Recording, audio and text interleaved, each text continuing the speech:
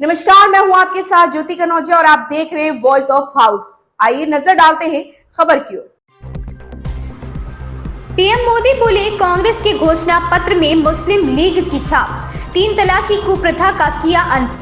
प्रधानमंत्री नरेंद्र मोदी ने कहा, कांग्रेस के घोषणा पत्र में मुस्लिम लीग की छाप है। जो चीजें बच गई थी उसमें वामपंथी हावी हो गए। पुरानी कांग्रेस दूर दूर तक कहीं नहीं दिखाई दे रही है।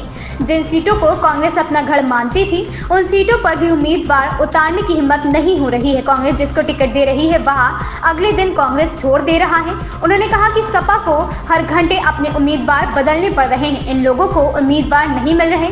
यूपी में फ्लॉप हो चुकी 2 लड़कों की फिल्म को दोबारा रिलीज किया गया है। मुझे समझ नहीं आता कांट की हांडी कितनी बार चढ़ाएंगी। इंडी गठबंधन जीतने के लिए नहीं, एनडीए गठबंधन को 400 सीटों से कम पर रोकने के लिए लड़ रही है। भ्रष्टाचारी एकजुट होकर मोदी को धमकी दे रहे हैं। मोदी पीछे हटने वाला नहीं है। भ्रष्टाचार पर तेज कार्रवाई जारी रहेगी। पीएम मोदी ने कहा कि अब जो कांग्रेस है उसके पास ना तो देश हित की नीतियां हैं और ना ही देश निर्माण का विजन। कांग्रेस आज के भारत की आशाओं आकांक्षाओं से पूरी तरह कट चुकी है। कांग्रेस के घोषणा पत्र में वही सोच झलकती है जो सोच आजादी के आंदोलन के समय मुस्लिम लीग की थी। कांग्रेस के घोषणा पत्र में कांग्रेस दूर दूर तक नहीं दिखाई दे रही है। ऐसी कांग्रेस 21वीं सदी में भारत को आगे नहीं बढ़ा सकती। कांग्रेस प्रधानमंत्री नरेंद्र मोदी ने कहा कि जो काम कांग्रेस दशकों में नहीं कर पाई वह काम एनडीए सरकार ने 10 साल में किया है। कांग्रेस जितने साल सत्ता में रही उसने कमीशन खाने की प्राथमिकता दी।